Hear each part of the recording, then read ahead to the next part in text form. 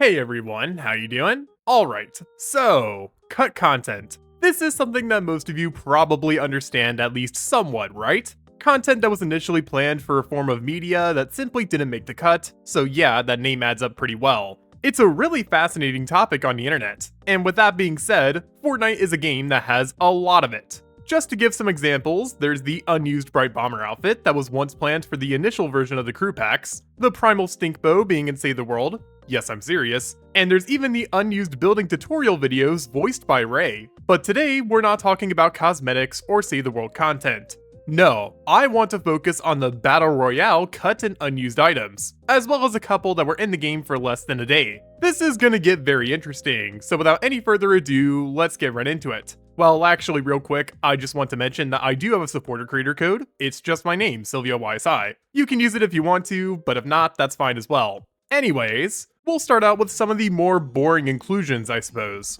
I'm basically referring to the Save the World weapons, and there is a lot of these. I think we all know about the Zapatron, right? But trust me, there's a lot more than that. To list off some of the ones that I know about, there's the previously mentioned Zapatron, which was a chargeable sniper that dealt massive damage. The Hammer Crush, which is a shotgun that's normally somewhat sluggish in Save the World, but in BR was much quicker. The Monsoon, which was an SMG pistol hybrid that normally has a charge time, but didn't in BR. The Nailer, an assault rifle that has one of the cleanest firing sounds ever. The Triple Tap, a sniper rifle that normally shoots a 3-round burst, but didn't in the BR version. And finally, the Zap Zap, which worked pretty differently from how it does in Save the World, acting way more like the plasmatic discharger than an actual pistol. As for any other Save the World items that were briefly planned, there's the Firecrackers, which look like they still sucked, so fun. There's the Ceiling Drop Trap, which I would hope didn't lag the game nearly as much when it was first being tested here. And finally, a test object that spawns in a stink flower that takes the model of the teleporter ability in Save the World.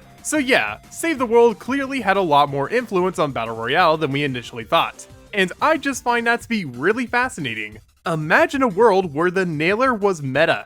That is bizarre to think about, as a longtime Save the World player. But okay, moving on to some of the more original items, let's next cover some of the grenades, because yes, there's so many grenades that I have to give them their own section. First up is a Beehive grenade, which only slightly terrifies me because of lobbers. Save the World jokes aside, this grenade basically spawned in bees that would constantly deal damage to any player near them. It kind of just seems like an early version of the stink bomb, so it's fine I guess. I don't really have much else to add. There was also a grenade called a Big Poppy, and it spawned an inflatable beach ball, or something, that broke structures? This just reminds me of the orange bird from Angry Birds, and that alone is hilarious. So I gotta be honest, I like this one. I like it a lot. There's two unused versions of C4, which work the exact same way as the remote explosives we got in-game. There's a chain grenade, which uses the model of a clinger, the icon of a Battle Pass unlockable banner, and some random chain textures in order to function in-game.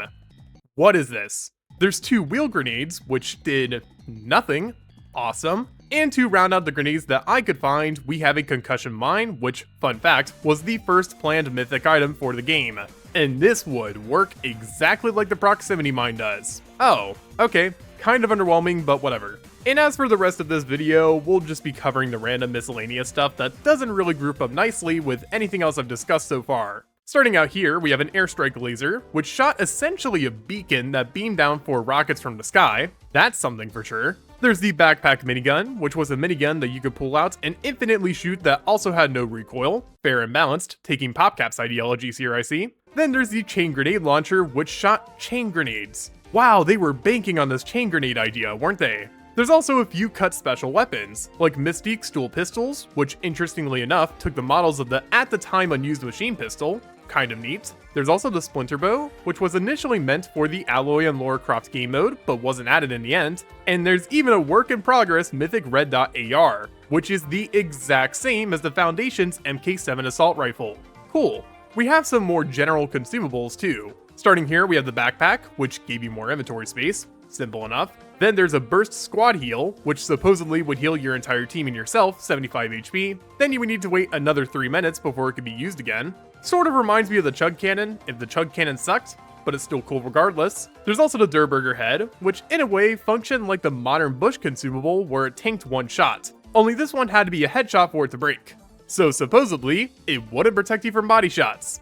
Yeesh. There's also like 6 torches for some reason. No idea what these were for. And to round these ones out, there's an old version of Slurp Juice, which just looks like a Save the World liquid, and there's also a shield backpack that healed you every once in a while, kind of like the Getaway Llama. But that's not all. We have just a couple more things I saved for the end of the video, which are pretty big. The Storm Tracker is one that I'm sure you know about, right? It was an item that was accidentally added to a game mode for a brief amount of time in Chapter 1 Season 4. And it tracked the next Storm Circle well before the Storm Scout rifle was ever a thing. While being well known, it's also a pretty fun trivia piece. Well, did you also know that there was a medic bag that was being made at the same time? Yeah, this one wasn't nearly as well known simply because it didn't have functionality, but it was also being developed at the same time.